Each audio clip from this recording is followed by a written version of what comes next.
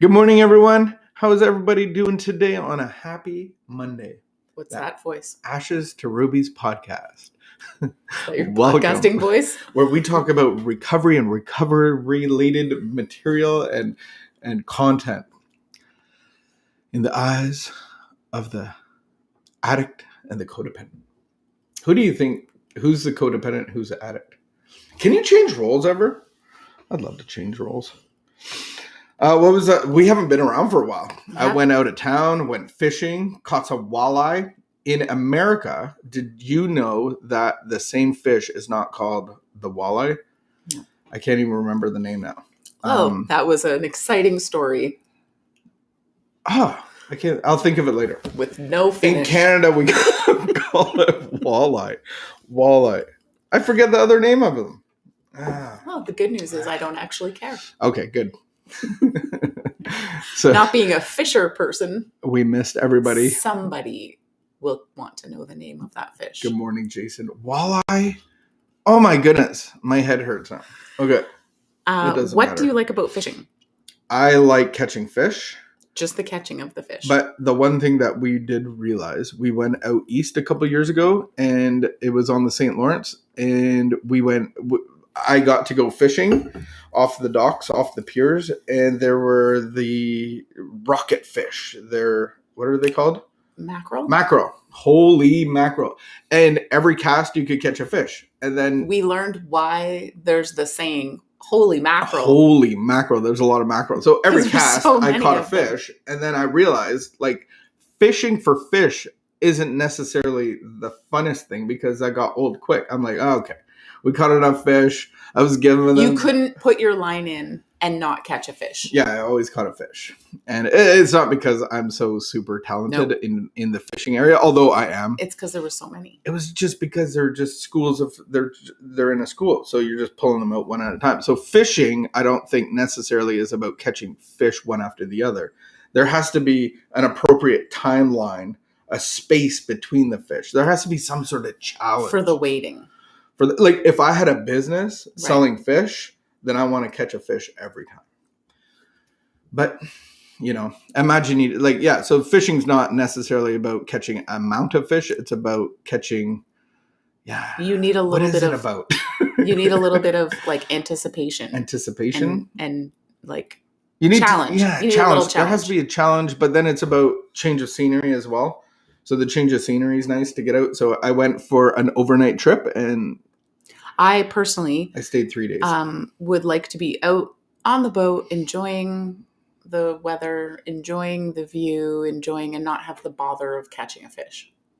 That's just a bother. We could make a good partnership then. You could just come. So remember last year I made you drive the boat? This is the agreement that we made is no, you put the worm on. If I catch a fish, you take it off, but I'll hold the rod. That's fine. Mm-hmm, mm-hmm. Except that I don't actually do a good job at getting the fish in if I get something on my line. No, you just freak out and go, I got something. No, I don't do that.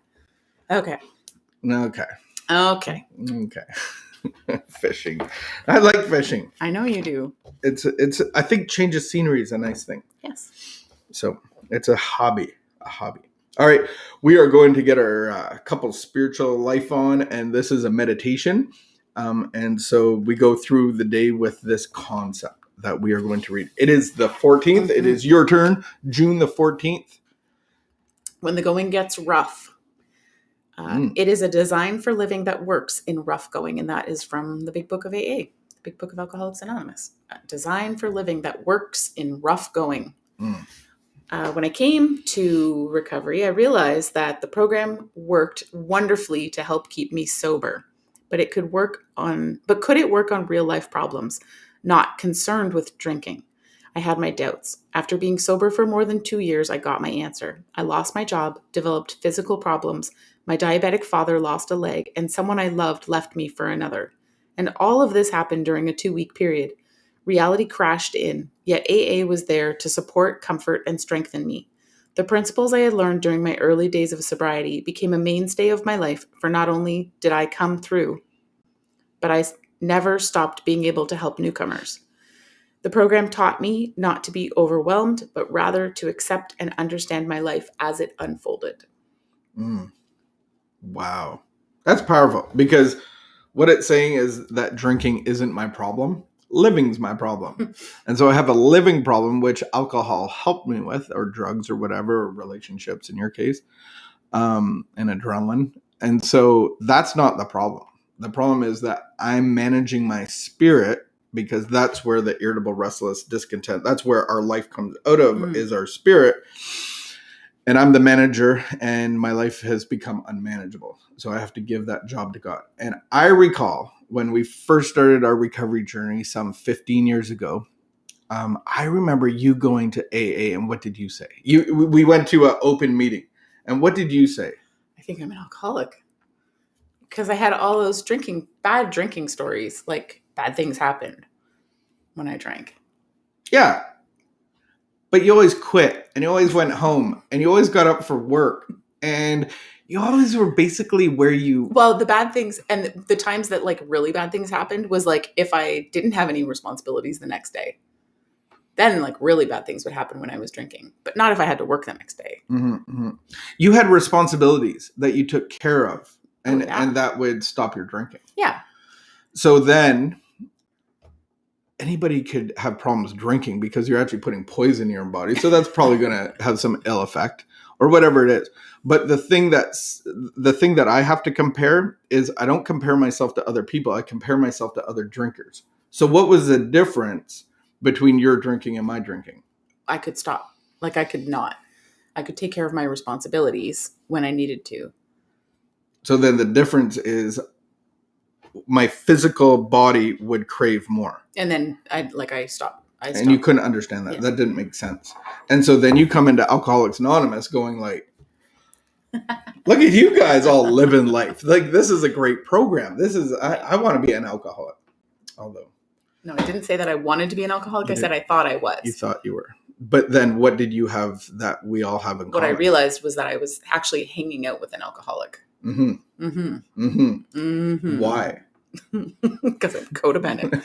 That actually my problem wasn't that I couldn't put like a drink down. My problem was actually that I couldn't put this relationship down. Put the alcoholic down. The alcoholic's the you problem. needed the alcoholic for the chaos and the... Yeah.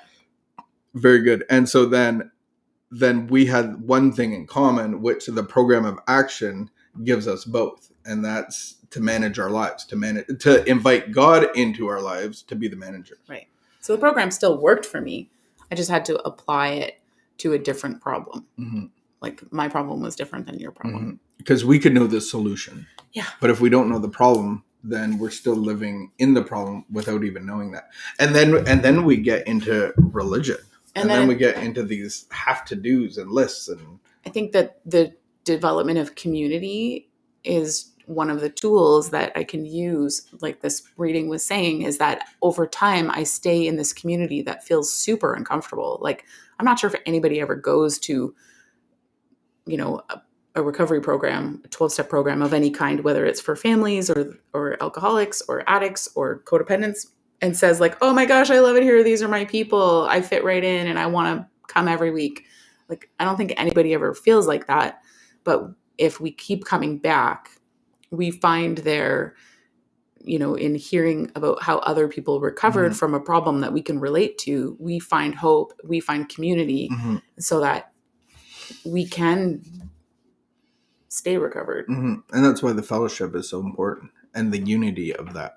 And bringing your body somewhere for people to, I think part of the fellowship is what I've seen is like it reflects things that I need to work on. So yeah, great stuff. So this is a way of living, not trying to just solve our drinking problem. It's actually solving our living problem. Good stuff.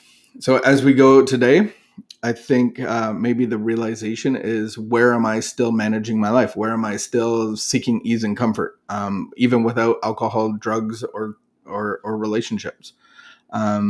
Where's my life still unmanageable? Where am I not applying God to my life? Where do I leave him on the outside and invite him in when disaster hits? So if you're listening to this on our podcast, you can actually look back and you can hear some of the talks at our recovery meeting. Mm-hmm. We do a recovery meeting that's like open for everyone because we think everyone can benefit from hearing each other's stories, and it's the same solution. And so you can hear those on our podcast. Yeah. And if you want to learn more, we have our 17-week, it is a workshop, 17-week workshop called LifeLab. And so you can find the link down below, and we will see you tomorrow. Have a great day and keep the peace, be of good behavior, and wash your hands.